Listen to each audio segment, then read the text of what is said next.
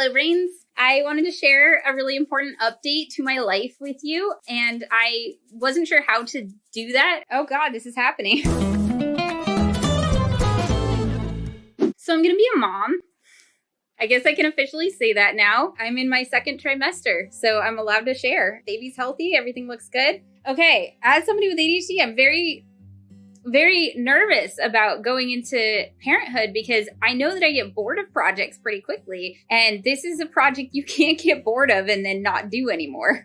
If you're raising a child, you're raising a child. I put a lot of thought into whether or not I even wanted a kid. And I ultimately decided it depended. It depended on whether or not I had a partner who was going to be a good dad, who wanted to be involved in raising a child too. I knew I didn't want to raise a child on my own, but raising a child with a partner who is also going to be really engaged, I did decide that I could do that. I wanted to do that. I hear from a lot of parents who have ADHD kids who often are ADHD themselves, and it's not easy. It's really difficult being a parent of a child with ADHD or autism or some sort of neurodivergence. I have ADHD. My partner has autism and ADHD. So the odds of us having a neurodivergent child are not small. We also both have anxiety. So the odds of us having a child who is anxious is also not small. There's a lot out there about how to parent an ADHD child, how to parent a neurodivergent child, because it's not an easy task. It's not like parenting a neurotypical child. You need to use different strategies. You need to do things in a different way. You need to offer more support and more scaffolding for longer, usually more extensive systems, more support. And chances are that child's going to need support for longer because our brains, we have a neurodevelopmental delay. It's going to take us longer to be independent. Add on top of that, the challenges of being a parent with ADHD or a parent with autism, it compounds. And so this is something that my partner and I thought really long and hard about. He wanted kids, like he's wanted kids for a really long time. And that made me feel really a lot more confident about moving forward with having a child. And it's not even some future thing. Like I am pregnant now, like I'm a mom already. The choices that I'm making already are going to impact my child. This child that already exists, she's just really, really tiny right now, like the size of a lemon. But it's really emotional and it's really scary because I know that I've dropped the ball on a lot of things in my life. I've struggled with a lot of things in my life. And I also had a pretty rough childhood growing up. So I don't have the best role model for a lot of things. And I had to spend a lot of time in trauma therapy undoing a lot of the messages and patterns and stuff that I learned as a kid.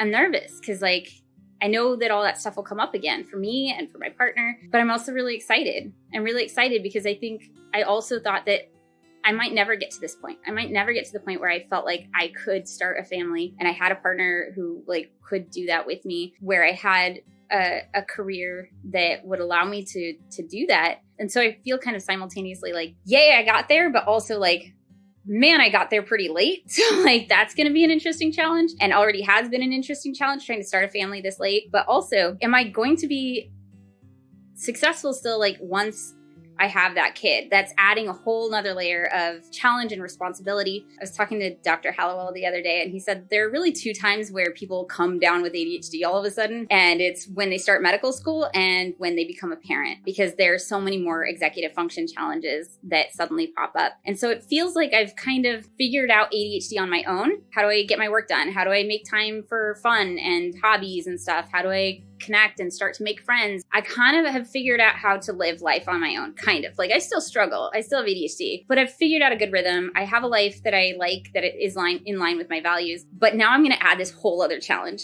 And I'm lucky that I had the time to figure out how to live on my own, because a lot of people don't, right? A lot of people with ADHD have kids when they're younger and haven't figured out how their brain works or how to have a life that they are really into and stuff. And then they have to deal with kids on top of that. Yeah, I still struggle, but for the most part, I feel like I've got a handle on things, and we're about to throw a wrench in the whole thing. And I'm about to see what those of you who are already parents and dealing with ADHD on top of it, or dealing with even ADHD kids on top of it, are having to deal with. I will take all of the tips. If any of you parents have tips who have been through this, I would love them, because a lot of what's out there, a lot of the advice out there, it's kind of like the advice out there for productivity is mainly geared toward neurotypical people. And so figuring out the ADHD friendly parenting hacks is going to be an interesting thing for me to explore. My favorite came from my writing buddy, Teresa, who has 4 kids and a neurodivergent husband, and several of her kids are neurodivergent. I asked her how she does it, and she goes, I have a mantra: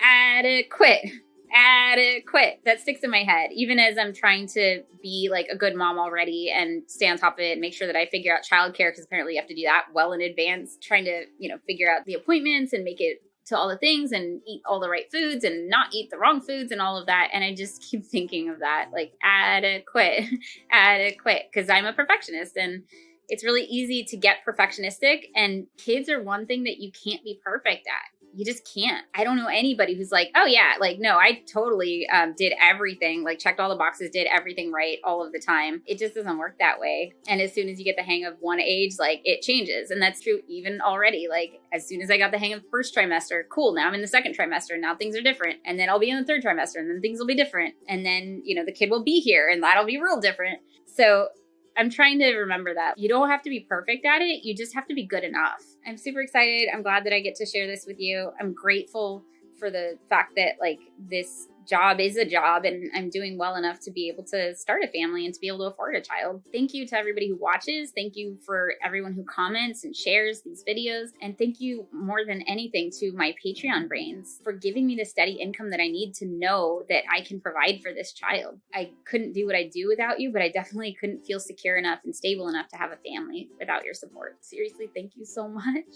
Diapers are not cheap. I'm gonna go drink some water because I have to do a lot of that now. And also lay on the floor. I'm so tired all the time. Like, subscribe, click all the things, and I will see you next video. Bye, Brains.